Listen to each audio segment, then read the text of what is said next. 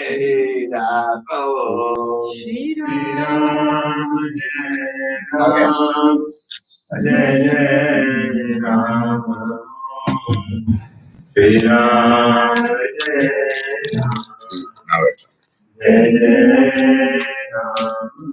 Shri Ram, Jai Ram, Jai Jai Ram, Shri Ram, Jai Ram. Jai Ram, Shri Ram, Jai Ram, Jai Jai Ram, Shri Ram, Jai Ram, Jai Ram, Shri Ram, Jai Ram, Jai Jai Ram, Shri Ram, Jai Ram. Jai Ram, Shri Ram, Jai Ram, Jai Jai Ram,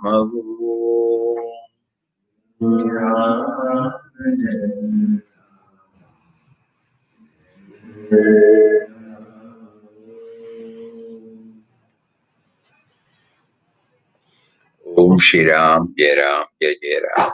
Hari Om to all. There has been some problem at the internet connection here. That is why we got delayed. We are sorry. Every day some problem comes up.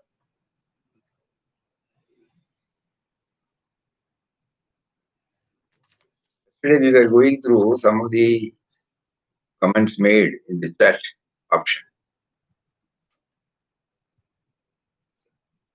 Somebody has asked, can you elaborate on meditation?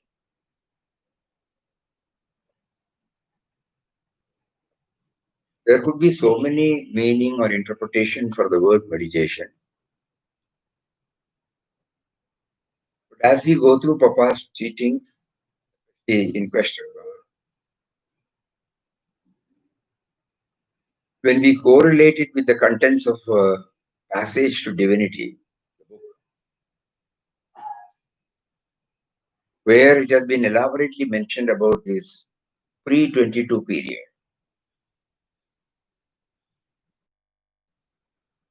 So in the first chapter, when he says, after he heard intuitively,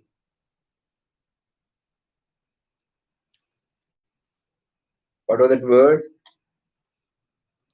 When he prayed, from the bottom of the heart, he heard intuitively, despair not, trust me, thou shalt be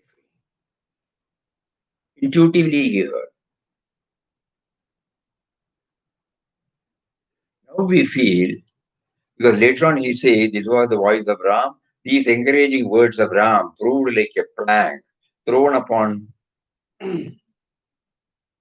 towards a man struggling for a very life in the stormy waves of a raging sea. This great assurance soothed the aching heart of helpless Ramdas, like gentle rain on thirsting earth. Thenceforward, a part of the time that was formerly devoted to worldly affairs was taken up for the meditation of Ram, who for that period gave him real peace and relief. So here the meditation we surmise, we infer. The dwelling on this intuitive feeling. God is inside me. He has assured me. And I have to trust him, not believing him. All these thoughts welled up, so this can be termed as meditation. Later on, we find when we think about the attributes of his name, to the exclusion of all other thoughts, that also at times we name it as meditation. Later on, when we go through many of his teachings, he will say that, the three types of chanting, vocal, silent, and mental.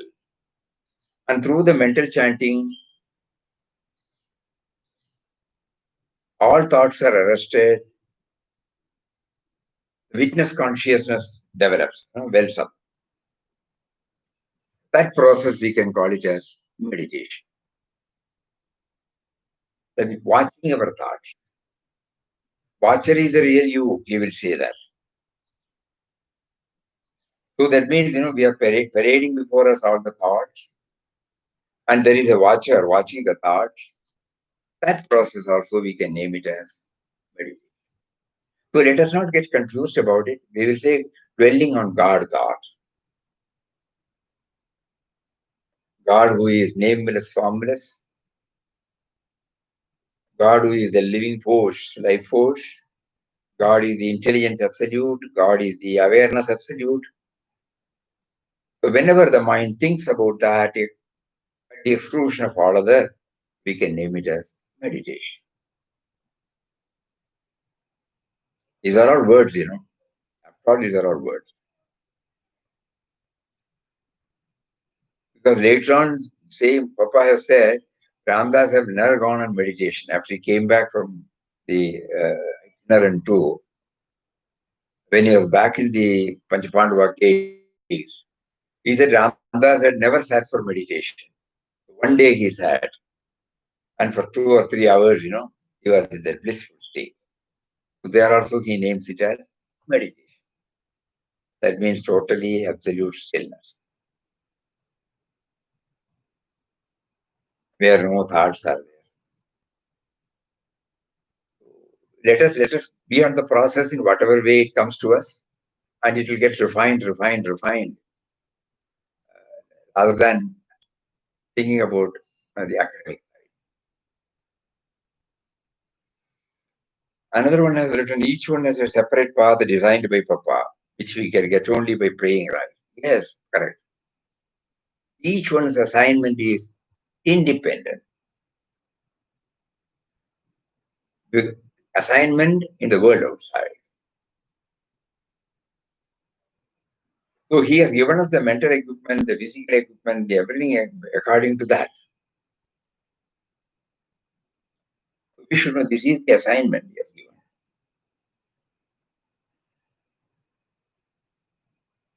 He may make us to try so many things, and finally he will lead us to what exactly he wants us to do.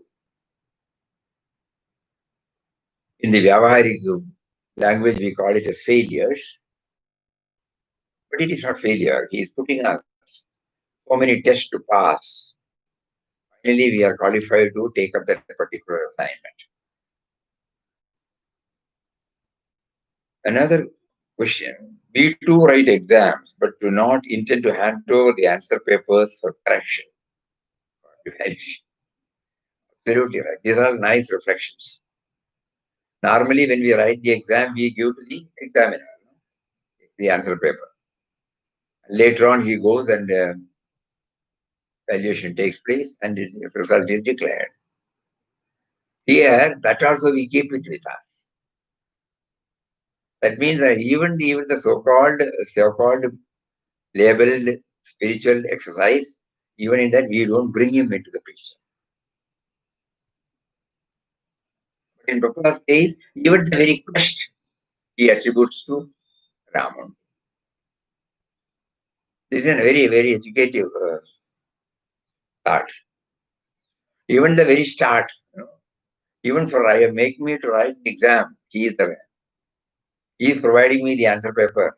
He is giving me the pen. He is giving me the intelligence to write. Naturally, everything is his, so he takes. Instead of that, the sense of arrogance, sense of agency thinks, I am doing sadhana, I am doing Ramnam, I am doing this, I am doing that, I am doing seva, I am doing dhyana. Then that means we are not handing over the answer paper. That is why most of us are feeling that we are not progressing. Which Papa said, even that has to be handed over to him. It is called, surrender first and then chant. Another person, right? With our intense sadhana, we should force Ram to make us enable us to surrender to him till we realize. Yeah.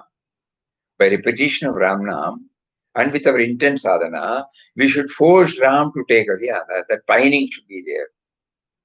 Taking him into task. Why are you delaying? There is a beautiful bhajan Amma used to sing, it is there in the Manasa vacha karmana nirantaram enna smarikunnu. Ennittum ennodu kanivu kaatan amanthamente pannanu. By thought, word and deed, I'm constantly thinking about you and why are you delaying? Such type of prayer, such type of appeal that should be there. Another one says, only after surrender we realize that everything is ordained by him. It takes a realized soul to understand that surrender comes first. Great revelation today. We need to ponder over this. Absolutely, you are right. Papa is talking to us these words after realization. But as he said, we take it that this is a guideline for us. But though he did not say that surrender should precede Ramnam chanting, when we go back to what he was doing it, every word in inquest of God, he says, Ram made him. Gradually, love for Ram increased. The more Ramdas meditated on and uttered his name, the greater the relief and joy he felt. His devotion to Ram progressed by leaps and bounds. Initial stages, there is a prayer, intense prayer, and an effort to get himself stabilized in the surrender aspect. He was very clear about the surrender aspect right from the beginning. But to get it stabilized,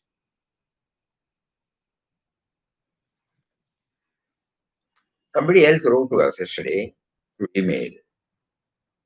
Instead of concentrating upon the gurus, why should we not concentrate on ours? Absolutely right. That is the purpose of reading this. We are not trying to understand what Papa did. We are trying to understand what Papa's experience can help us in our journey. It should be very clear. Turning our mind within is the aim. But for that, we are making use of Papa's experience, that's all. So even we should be very careful that we are not concentrating upon what Papa did. What Papa did, how much it helps us in our sadhana, that is important. A lay person can surrender only when convinced about the greatness of the person to whom he surrender. First by learning about him from gurus and then through chanting. Absolutely right.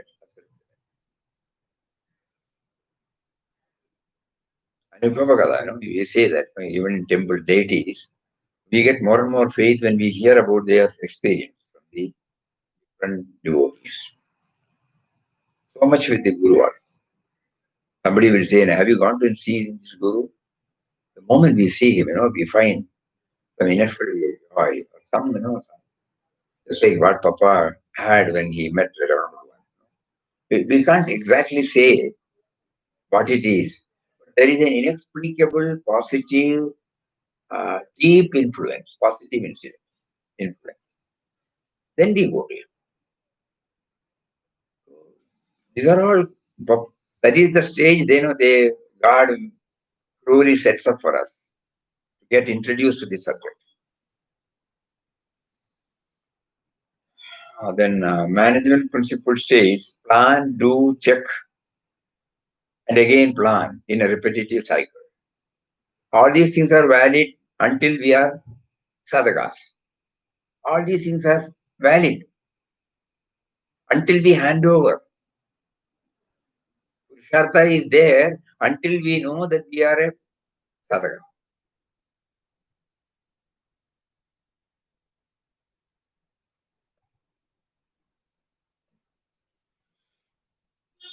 And once we hand over, suddenly we cannot jump into that platform and behave like that. No.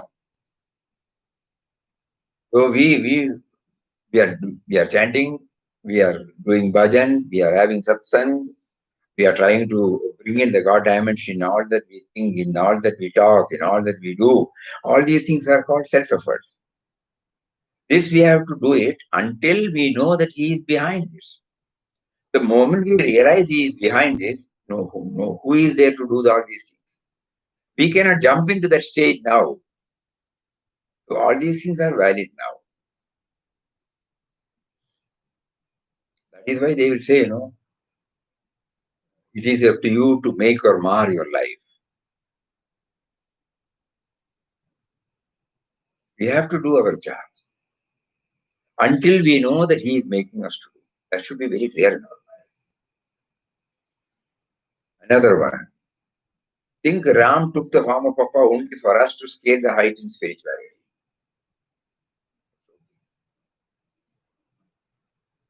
It's a loop. Never stop surrendering even while doing sadhana. Never stop surrendering even while doing sadhana. By annual exam, I meant the summative exam. What is the summative exam? SUMMATIVE. I don't know. As compared to periodic test.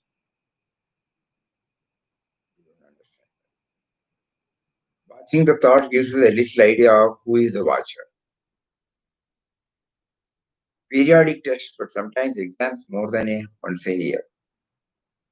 So like that, so many. Anyway, the thing is, Papa is now making us to go deeper. That is what is intended. That is what is planned. So yesterday, we went through the first introductory article of Papa, and we found that he has given us a prospectus, or we can, not that he has given us a prospectus, we can make out a prospectus from that, where the course is there, the curriculum is there, syllabus is there, methodology is there, hurdles are identified, what is the uh, exams, what is the accreditation, all those things we were able to dig out. It might be imaginary sketch, but it helps us in our sadhana. With this background, we enter into the text. So here the first chapter, like this introductory, gives so many factors for a sadhaka or devotee. First and foremost is the total surrender comes, He cries. It was the heart's cry of Ram. What was the heart's cry? Where is relief? Where is rest?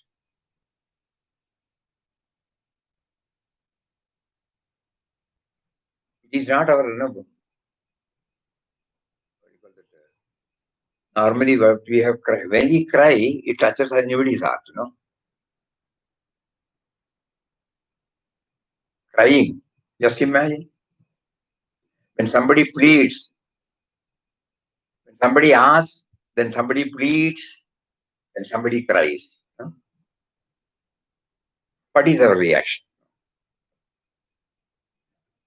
Somebody asks, we answer. It's possible. Pleads, we start requesting whether it can be accommodated. When he cries, immediately we feel we should do something. Whatever it may be. We may talk philosophy, but when we see somebody's eyes are full of tears, it touches our heart. So God's heart is also touched because we are His creation. So this what do you call this feeling, this bhavana is also His. So with the bhavana He has given, we can make use of that bhavana. That means from the bottom of the heart, pleading. Beautiful word. Right?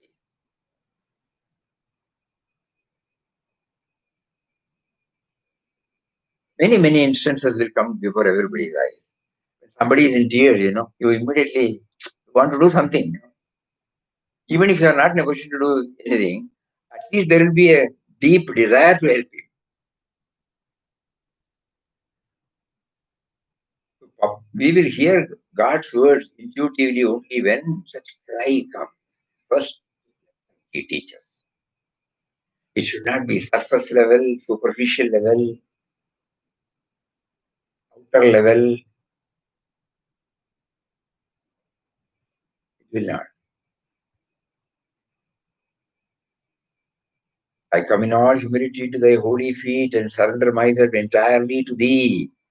We know that because it is at the surface level, it has not touched our heart.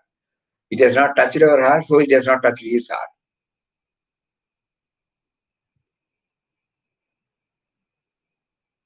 When Pinakinbai asked Swamiji, every day during Swamiji's that 4.5 years, 4.5 months, 4.5 years, trying period in his life, where we had added a prayer for his speedy restoration to normal health. Pinakinbai, when he was in Pune, we were also there. He said, in spite of the fact that so many devotees are praying, why it is not? So Swamiji immediately smiled and said, prayer is not coming from the heart. Just like what we do here, prayer, oh, adorable presence.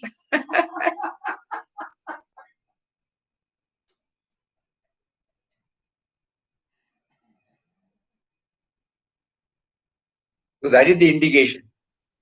Not touched. Sudama, when he went to Dwaraka, when he was not allowed to go and enter, they watchmen. He was not praying for anything else, but the tears were coming. He was recollecting his old days. He was not bothered about his entry. How happy to see my my mate, room classmate, to be in such a position. Then tears were started coming. Immediately, he was sitting and he started coming, running towards him. The watchmen or they who refused to, Parabaragas who refused to give him permission, they were stunned. They saw the Lord coming and embracing him. He was in tears.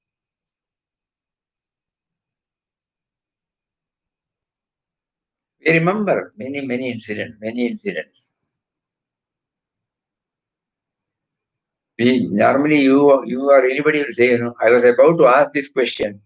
Suddenly the answer was answered without my asking. It is deep. When it is deep, in a mysterious way, it touches the heart of another. Crying, the first lesson. That was the heart's cry of Ramdas. Where is relief? Where is rest? The cry was heard. And from the great void came the voice. Despair not. Trust me, thou shalt be free. Trust me.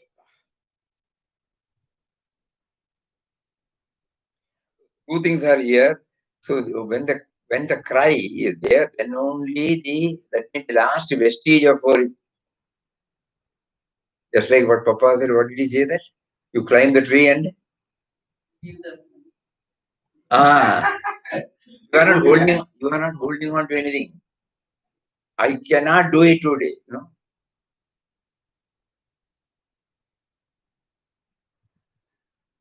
without holding on to think about him, So similarly, this total surrender, total reliance, total, what do you say, dependence, total dependence.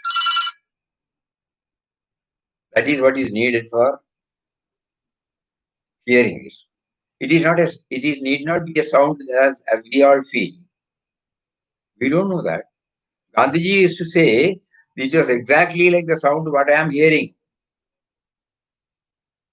Even if the whole world says no, I can feel it. Yes, it's the voice. It is as clear as somebody sitting in the room and talking. We cannot say in what form. We infer now. Because we are not purified to that extent, can say we can intuitively hear. That means I will hear the voice when I cry. And then he introduces the word great void.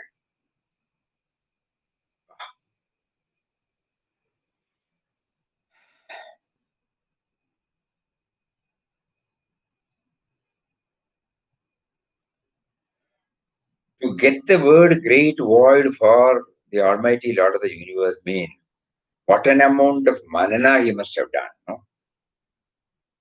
What an amount of clarity he had got about the word God. It is not emptiness, it is fullness. Emptying of all the known thoughts, all the knowables, all we call it as thought. So that is why we say it is void. No? But it is full.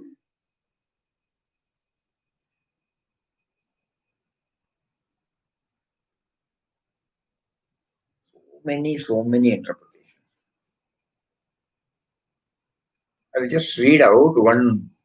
We feel Papa must have got this from Yoga Vasishta. In Yoga Vasishta, somewhere when Rama asks, where does this Lord dwell? Rama asks Vasishta, and how can I reach him? So Vasishta replied, he who has been described as the Lord is not very far. He is the intelligence dwelling in the body. He is the universe, though the universe is not he. He is pure intelligence. Rama remarked, even a little boy says that the Lord is intelligence. What need is there for special instruction concerning this? Vasishtha replied, one who knows that pure intelligence is the objective universe knows nothing. Sentient is the universe. Sentient is the soul jiva. Sentient means vibrating. The sentient creates the knowable, gets involved in sorrow. When there is a cessation of the knowable and the flow of attention towards that which is not knowable, that is pure intelligence, then there is fulfillment, one goes beyond sorrow. Without cessation of the knowable, without cessation of the knowable, what all I know, I cut off. That is cessation of the knowable. One's attention cannot be finally turned away from the knowable. Mere awareness of the involvement of the jiva in samsara is of no use. But if the Supreme Lord is known, sorrow comes to an end. Again, Rama asks, please describe the land. No, please be attentive. This is the word. He said. The cosmic intelligence in which the universe, as it were, ceases to be is the Lord. In him, the subject-object relationship appears to have ceased as such. He is the void in which the universe appears to exist. In him, even cosmic consciousness stands like a mountain. In Vasishtha, this is how the word void comes. That means absence of otherness. Otherness can come only because of a thought. The thought is not there. There is nobody to say. There is no subject-object relationship. Everything is full. Everything is, there is no other.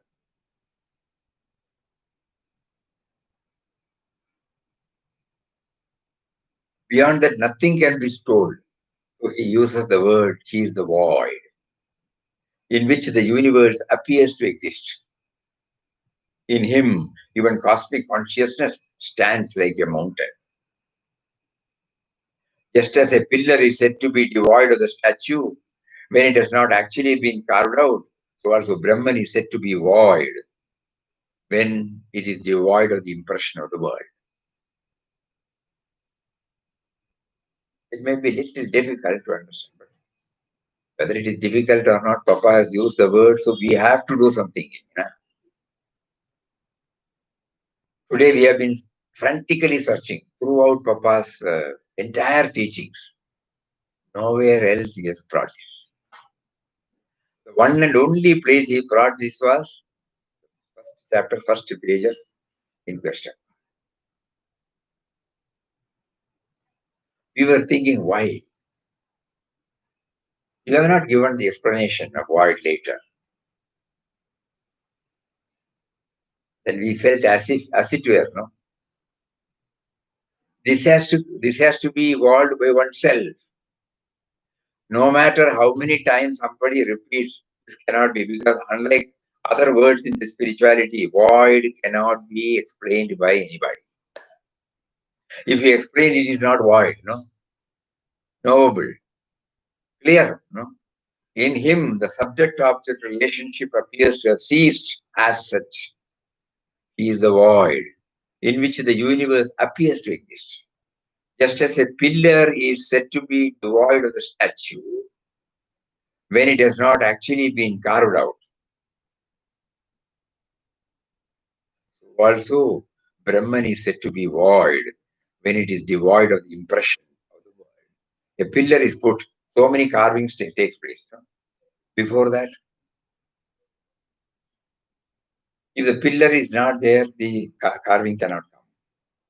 But we look at the carving and get stuck with the carving, we hardly recognize the pillar. So also, Brahman is said to be void when it is devoid of the impression of the world. So when we remove the carving impression, then only we see the pillar. When we remove the world of plurality, then only void can be. Brahman becomes void.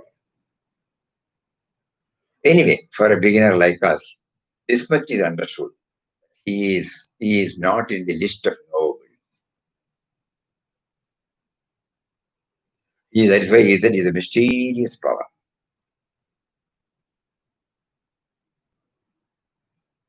Today he prompted us, in August issue, we will try to apply our mind on the great void, the vision. We will try to gather as much detail from others so that we get clarity. However much we read, no, it cannot. It is purely, just like he said, surrender. Not a verbal assertion, not a mental acceptance, but a state of experience. So void is also a state of experience. So when he cried, when he heard, he could attribute the source of that source from where he got, it was from this great void. Absolutely impersonal.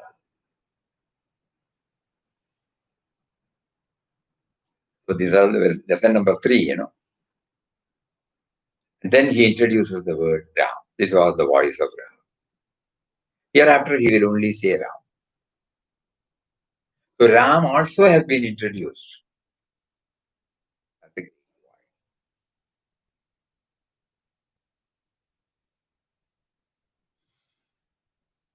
And then thinking about that, deeply thinking about that is meditation, we can say.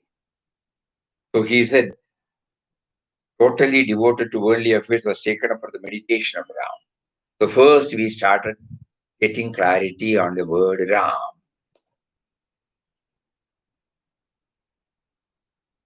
In our case, probably we would not have applied our mind. Now we will. Why should we unnecessarily think, why did I not know all this? Now he is making us know.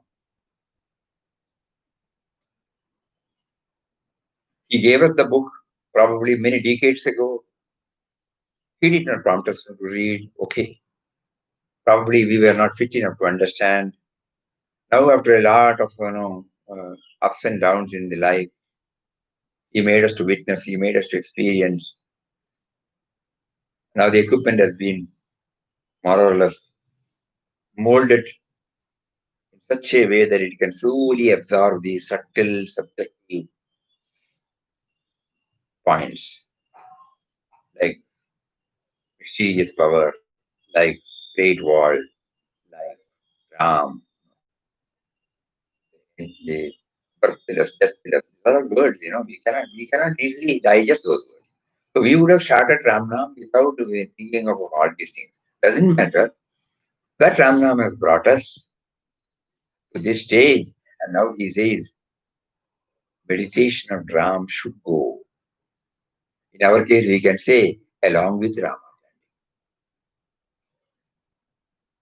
It should not be after this. This is another fourth lesson. Meditation should precede Ramnam, but in our case, we can say it should go hand in hand with Ramnam. Because later he had said, ceaseless chanting of Ramnam coupled with. So this is another lesson for us.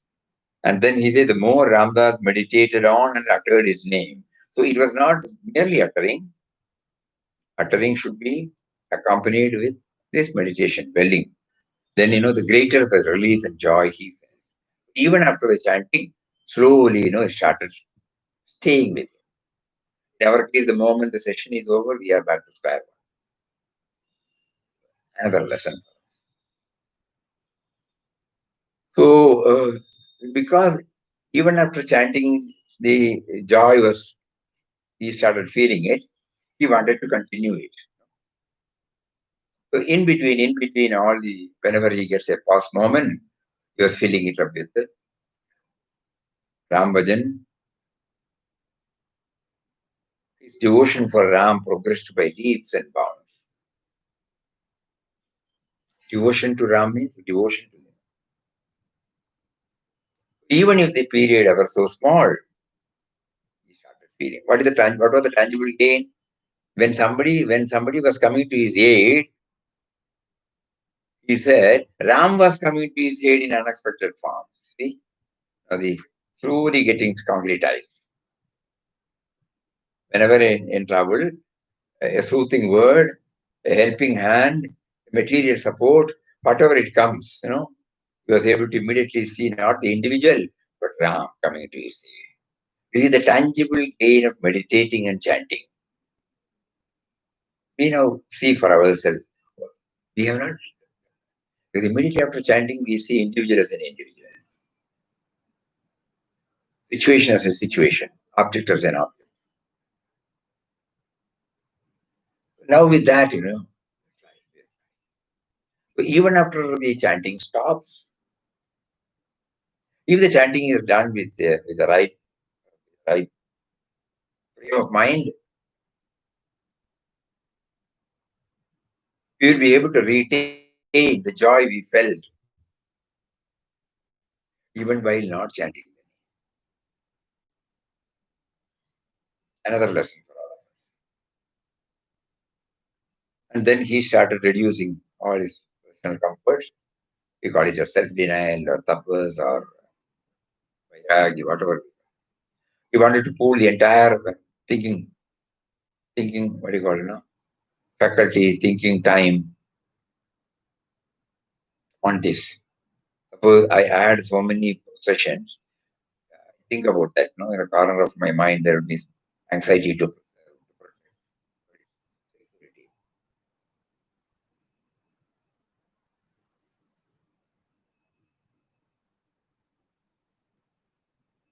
so minimum, barest minimum. What all ways it can be brought, he listed. So the whole idea was to think more, to think, to fill the mind more and more with the God thought. And meditation of Ram continued apace. Every now and then he says that, no taste but for Ram. Meditation of Ram continued apace. It encroached upon the hours of the day and the so-called worldly duties. That means even while he was doing anything, this meditation on Ram, thought about Ram, bringing God dimension, it was at large. Not now we know that we do certain things only on a specified time, specified. Then there is a total disconnection.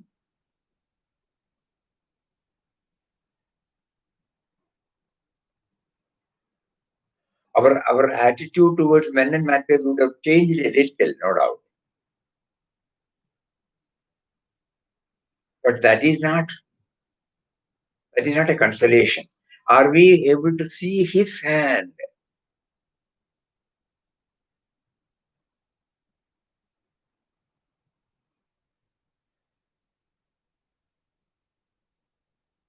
He is behind.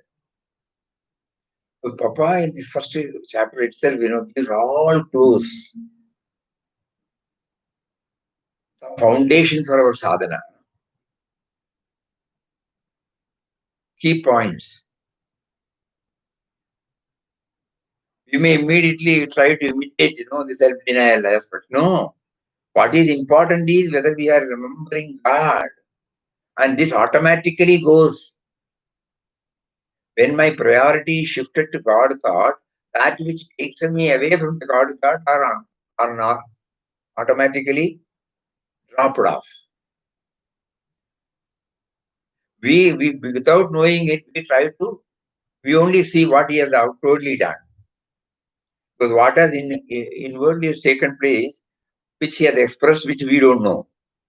He says here, meditation of Ram continued apace. It encroached upon the hours of the day and the so-called worldly duties.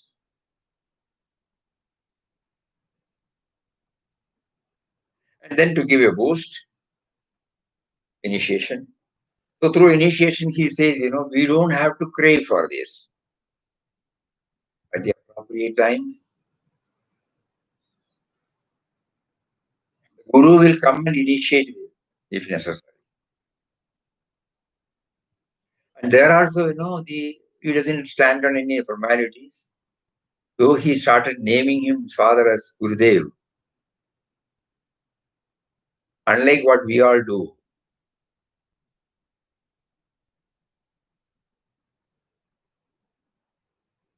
He did not crowd around. He did not carry his photo. Not a word about him throughout the 1 year, What has been asked by his guru, he was trying to keep up. First is that he asked if you assuring him that if he repeated this mantra at all times, Ram would give him eternal happiness. So at all times means he said 24 hours. So he was trying. Yes. When we look back, we find accepting what the Guru said, we are doing everything. We did not concentrate unknowingly. We looked at him. We were charmed by his personality, charmed by his presentation, the way in which he talks, the way in which he modulates, all those things, the way in which he dresses, the way in which he walks, what all he touched, what all he used. We have started concentrating upon these things, accepting what he asked us to do. Here, everything else is forgotten. Only what he wanted him to do, he concentrated.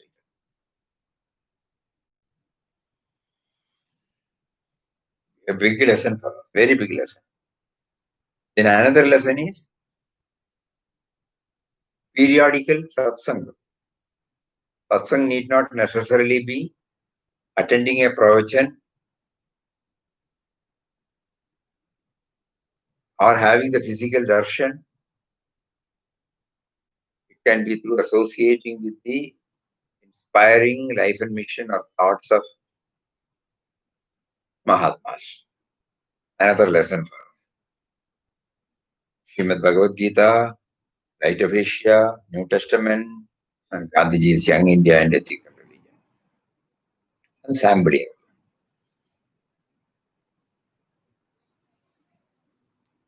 And then in the Bhakti in Ram was thus nurtured in the electric atmosphere. Here is a wonderful revelation. Wonderful revelation. That is, it did not become a dry philosophy. Right from the start, he was blessed with this. Though he said Ram is a mysterious power, though he said great void, though he said, all the nobles are removed, everything is impersonal. Naturally, one will be tempted, to hold on to a nameless, formless, which we call it as a dry approach. But in order that Papa does not slip into this, at the same time retaining it. It is the hardest, the toughest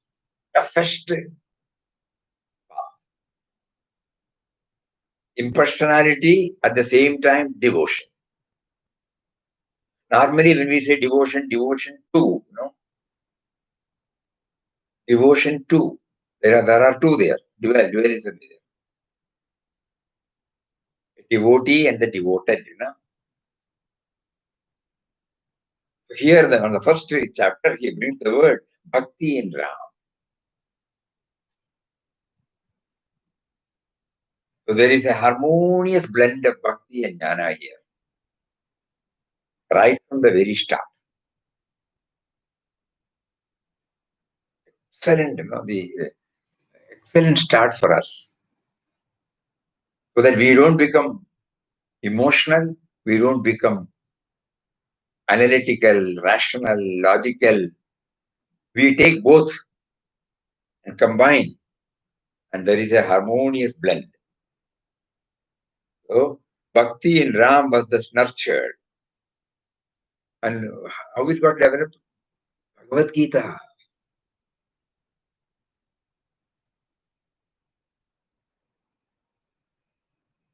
Where many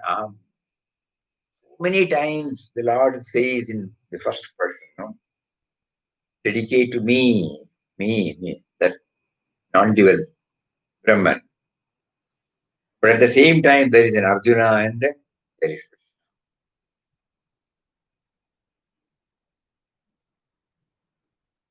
Tasmat Sarveshu Kaleshu Mam Anusmarinja. At all times and all places, remember me and fight the battle. Remember me, Mamevamshu Jivaloge Jivabu. I am there as an Amsha in everybody. There are many. Maija Anini Yogena. Bhakti Vibhajari. So many slokas are there where he identifies Mamekam Sharanam Braja.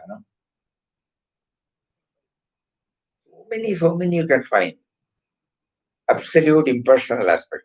But at the same time, there is a devotee and so there are two stages in us. Devotee's level is there and the Lord's level is there. And till we reach, we maintain the devotees. Even after reaching, we can still maintain. That's what Papa has shown us. So that dimension he brings in at the first start, so the devotees do not get feeling that is because it is impersonal, it's a dry philosophy. So Bhakti in Ram was thus nurtured in the electric atmosphere created by the influence of these great men on the mind of humble Ramdas. Now, what is the cumulative effect of all these things? Right from crying, right from getting the answer intuitively, right from getting the clarity that it is coming from great void, right from the moment you remembered, he felt the relief. To keep up that relief, he was remembering, which he called as meditation. And the more he meditated, he was enjoying the bliss. So he started dwelling more and more upon it. And for that, he wanted more and more mind space. So all the self-denial strong. Then God factor was there. Right from that, initiation, and right from the satsang. And finally, another lesson for all. All of us, we may be doing so many things. Do we evaluate? Here, the evaluation. It was at this time that it slowly dawned upon his mind that Ram was the only reality. All else was false. While desires for the enjoyment of worldly things were fast falling off, consideration of me and mine was also wearing out.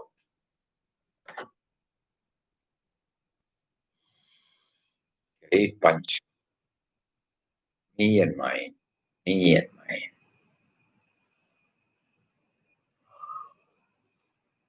Elsewhere coins it as Selfishness? Crystallized. Crystallized selfishness.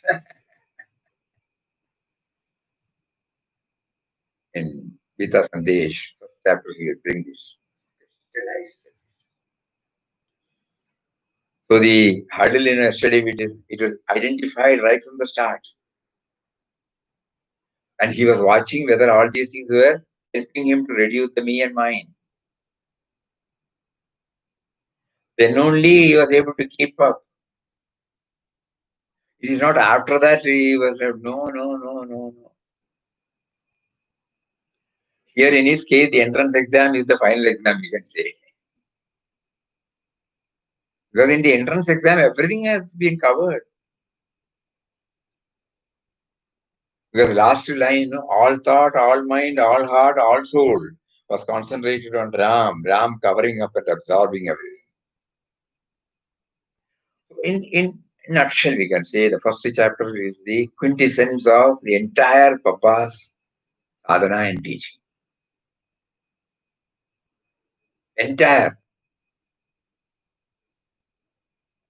A corollary to the introductory message.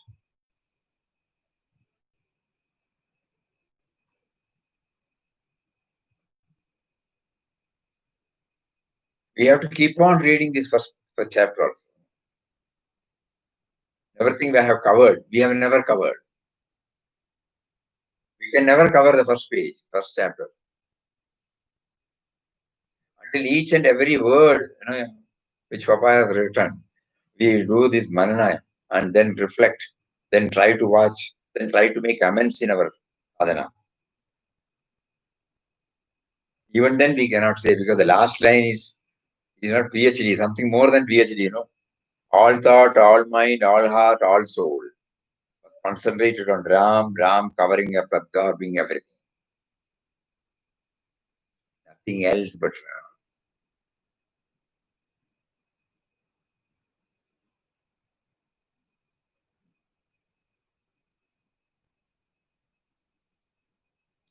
Nothing but the power which now makes us to talk.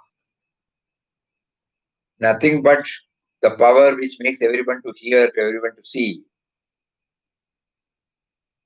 That power, Ram. Not this side or not that side. He was able to declare it was covering up everything.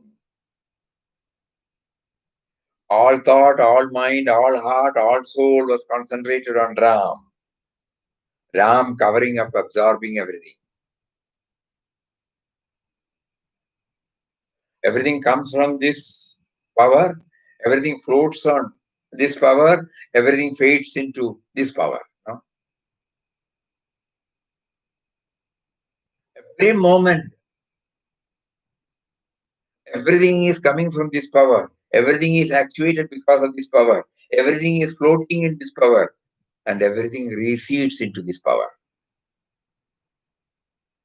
which he has named it as Ram. So in our case, this particular moment, the power because of which we are now hearing, we are now seeing,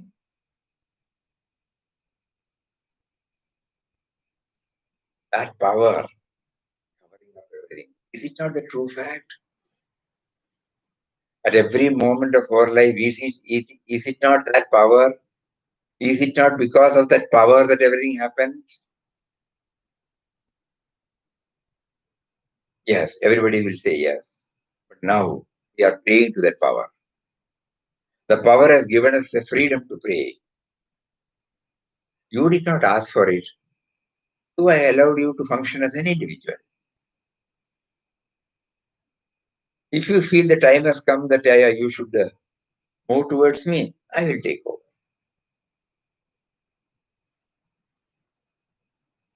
This question answer also it comes out.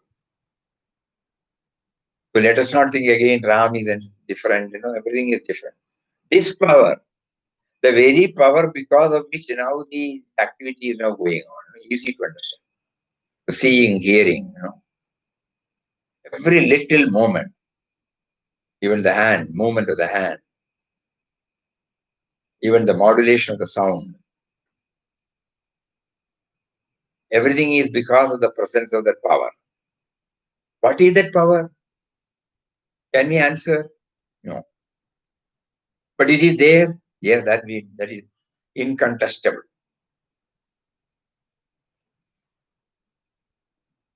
So we repeat, first chapter is also gives us the whole clue about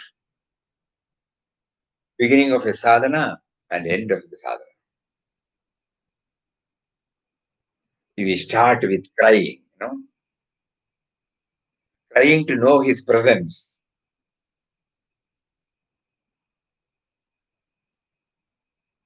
We cannot say we end with because we have not reached. But in his case, that prayer was sufficient for him to bring all these in chronological order, one by one, one by one, one by one. You see that, and the shortest possible time, he knew that the power was responsible for everything. That trusting, when he demanded the great void of, trust me, belief and trust, that simile you all remember, a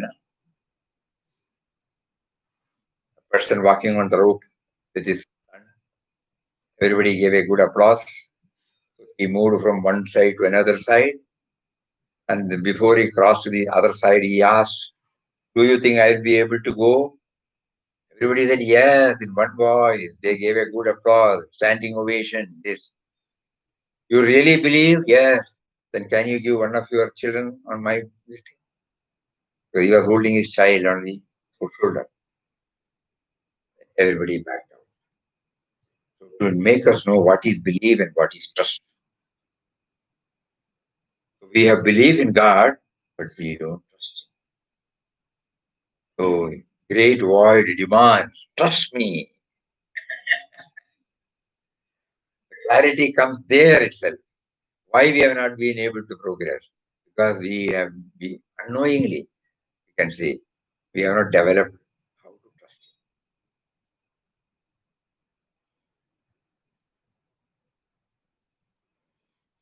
Papa, you should show some way. We are still in the dark. Because I hold on and then say that, yes, I believe you. I don't leave my hand and say, I believe you. So give me that. This is what you meant by surrender. The surrender should precede everything.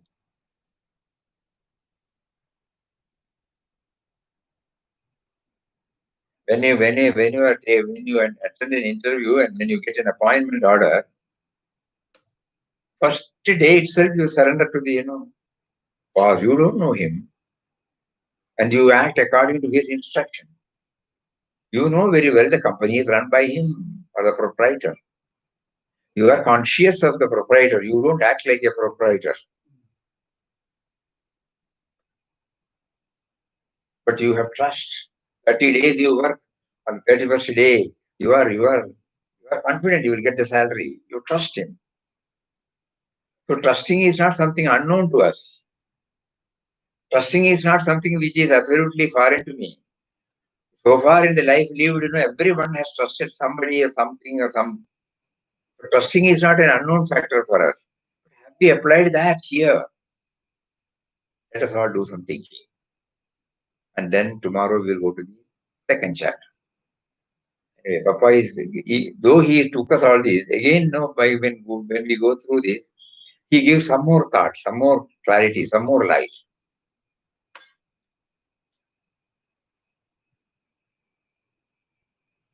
Now we can reduce our whole prayer to this.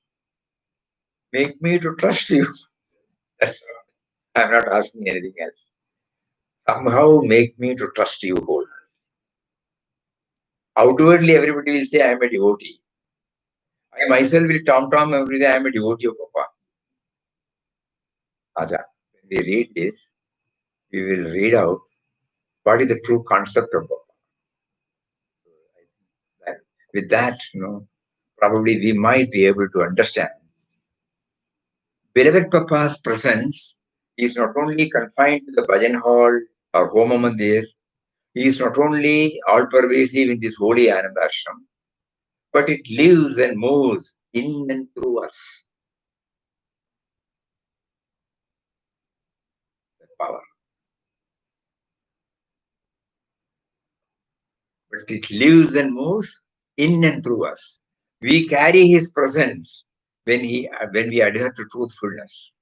We carry his presence when we are kind, considerate, compassionate. We carry his presence when we refuse to serve even 1 inch from the path of purity. We carry his presence vibrantly, dynamically, forcefully when we live our life in a divine manner with determination, humble intention, firm resolve, and all sincerity and earnestness. When we are trying to pursue a divine way of living in thought, word, and action, we are manifesting beloved Papa. That means slowly, from the outer, let us not localize Papa in the form. Then only this can be understood. Now we have localized him, put him in Anandashram, in Bhajan Hall, in Samadhi Mandir, where he sat, where he did, where he talked, in Panchavadi. Everything is all right initially. Now we have to graduate. And he himself says, Papa Mataji is in everybody's heart, God is in everybody's heart, you are in everybody's heart. So he says, he lives and moves in and through us. So when we are trying to pursue a divine way of living in thought, word, and action, we are manifesting beloved Papa. We are a vibrant center of that which the world knows as beloved Papa Swami Ramdas. We become a lamp through which his light shines. We become the vessel to hold the living waters of his spirituality, his sublime spiritual teachings. Let us not therefore confine beloved Papa Swami Ramdas to the Bhajan Hall, Home Mandir, Anandashram. Make ourselves a vehicle of his living presence, so that by our life others also become awake and illumined. They feel his divine presence through our life, and their life is also divinized. We move amongst this world of men as the candle imparting our light to anyone whom God brings us in contact with. How does this prayer come? Because of Mataji's one word, one sentence, immediately after Papa dropping the body. So that none of us get into the feeling that Papa is to be meditated only on this body. Omnipresent Papa's ashram means the whole universe. It is to enable us to learn this, that this ashram was established by beloved Papa. If we remember right, it was in the month of September 1963, Mataji wrote in beloved. September 1963. So that all devotees get a clear picture how to move from the individual to universal, how to become a worthy disciple of Papa. Omnipresent Papa's ashram means the whole universe. It is to enable us to learn this, that this ashram was established by beloved Papa. Based upon that, this once again we will read the real concept of beloved Papa. Beloved Papa's presence is not only confined to the bhajan hall, Om Mandir, that is Samadhi hall, where his body was cremated. He is not only all pervasive in this holy Anandashram, but it lives and moves in and through us. That power. Just now we talked about that power, Ram. He stands for that Ram. We carry his presence when we adhere to truthfulness. We carry his presence when we are kind, considerate, and compassionate. We carry his presence when we refuse to serve even 1 inch from the path of purity. We carry his presence vibrantly, dynamically, forcefully when we live our life in a divine manner with determination, humble intention, firm resolve, all sincerity and earnestness. When we are trying to pursue a divine way of living in thought, word, and action, we are manifesting beloved Papa. We are a vibrant center of that which the world knows as beloved Papa Swami Ramdas. We become a lamp through which his light shines. We become the vessel to hold the living waters of his spirituality, his sublime spiritual teaching. Let us not therefore confine beloved Papa Swami Ramdas to the Bhajan Hall, to the Om Mandir and Anandashram. Make ourselves a vehicle of his living presence. Make ourselves a vehicle of his living presence, so that our life, by our life, others also become awake and illumined. They feel his divine presence through our life, and their life is also divinized. We move amongst this world of men as the candle imparting our light to anyone whom God brings us in contact. So this is how the power, the Ram power, covering up everything. Papa concludes that first step. Ram is covering up and absorbing everything. So the same power in Papa. That is why he says God and Guru are one. Everything will become clear. So let us all try to assimilate as much as we can. These are all, we are all privileged ones, no doubt about it. We have been the chosen ones by him. Otherwise, how can he give such sublime thoughts to us? And an ambience to hear, readiness to hear, with a receptive mind, with a reflective mind. So we feel assured, yes, he is holding our hand and taking us from stage to stage. On our part, we go along with Hari Om. Om Shri Ram, Jai Ram, Jai Jai Ram Om Shri Ram, Jai Ram, Jai Jai Ram Om Shri Ram, Jai Ram, Jai Jai Ram. Om Ram, Jai Ram, Jai Jai Ram. Shri Ram, Jai Ram, Jai Jai Ram Om Shri Ram, Jai Ram, Jai Jai Ram Om Ram, Jai Ram, Jai Jai Ram. Om Ram, Jai Ram, Jai Jai Ram. Shri Ram, Jai Ram, Jai Ram Om Ram, Jai Jai Ram.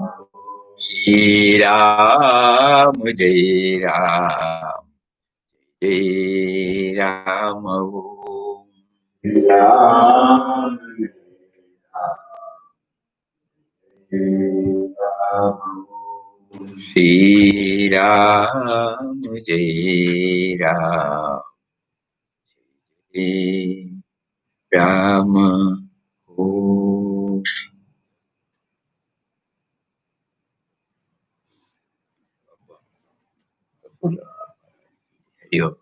Somebody has written, this is the last bus I must catch.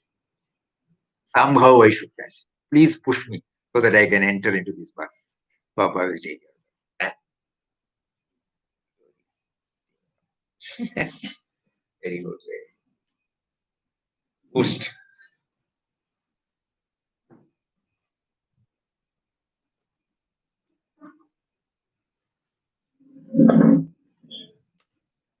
Very nice.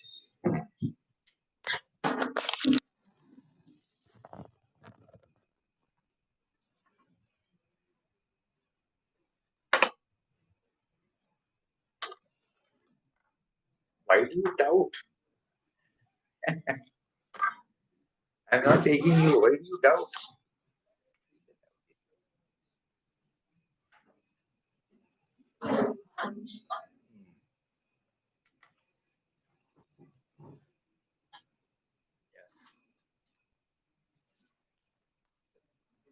nothing,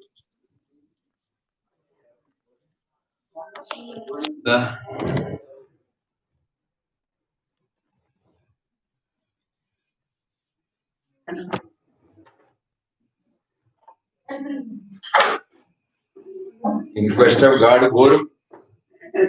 No, Manda.